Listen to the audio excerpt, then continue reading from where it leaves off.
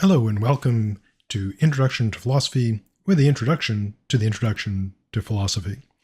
So this will be a very quick video laying out sort of the important stuff of the course in terms of the mechanics, etc.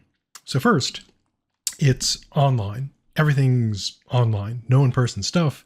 So we don't meet in person, no in-person office hours, no in-person testing, work, etc. 100% online.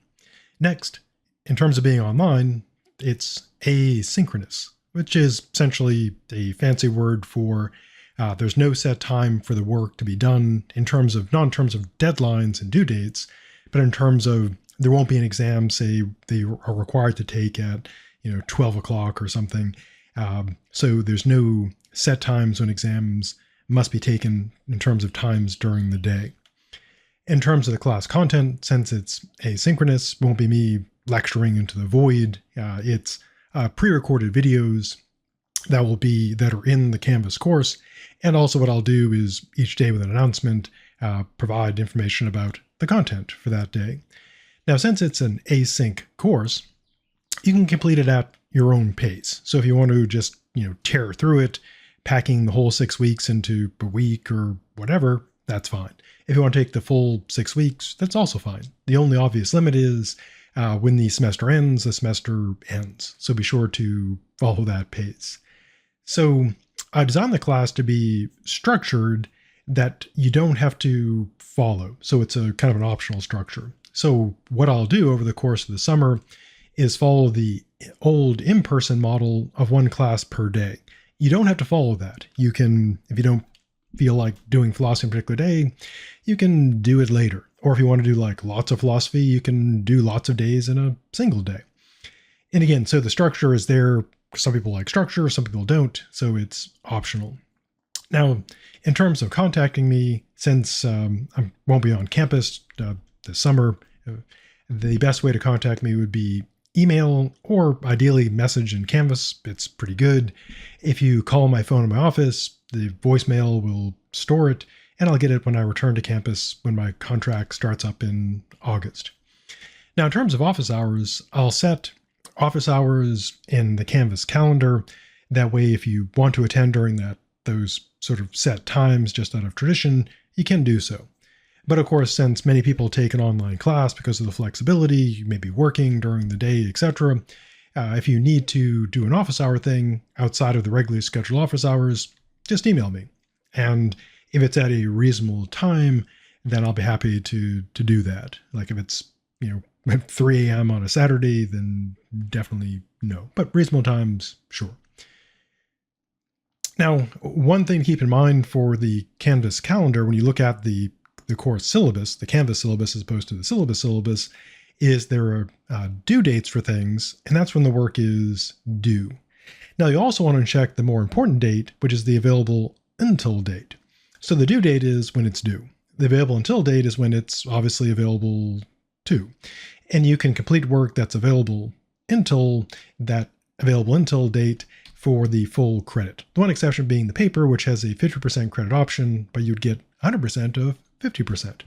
So when you're looking at the work, if a due date is passed, rather than email me right away saying, hey, can you reopen the exam? Check. It's probably available.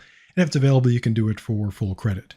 The one exception being is if for some reason there's a mistake in the Canvas scheduling and somehow it gets extended beyond the end of the semester, then that'd be the one exception. Otherwise, if it's available right up until the end of the semester, it's still full credit.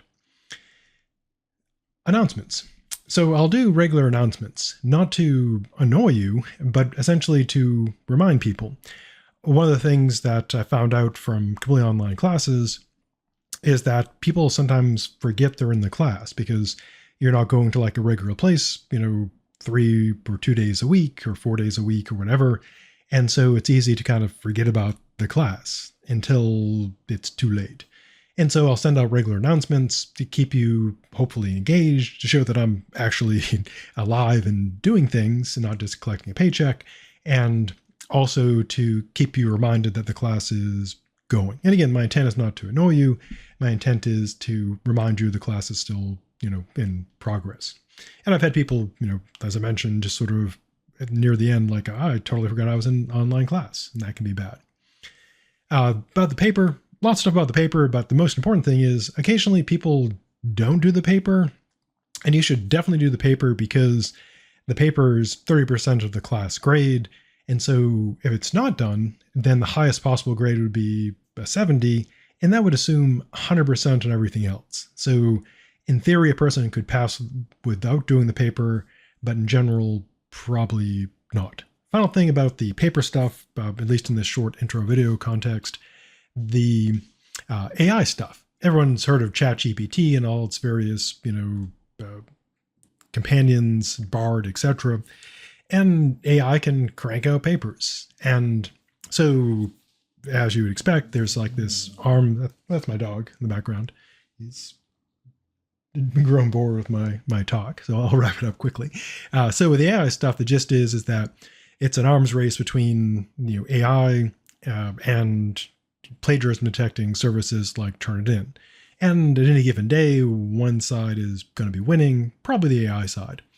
But it can detect AI likely generated papers. So the idea is essentially all the papers get checked for plagiarism, and the system can check for AI stuff. So we want people to know that. So it's not like a guaranteed get away with plagiarism card. I do look at the paper if it gets flagged for plagiarism and flagged for AI plagiarism to confirm this. Okay, so that's the very quick first day introduction. So everything online, asynchronous, no meeting in person, no set times for stuff, except for obviously there are due dates and deadlines. And for office hours stuff, I'll set some. But again, if you can't attend during those times, email me and I'm happy to meet at reasonable times. So take care, and I'll see you in the future.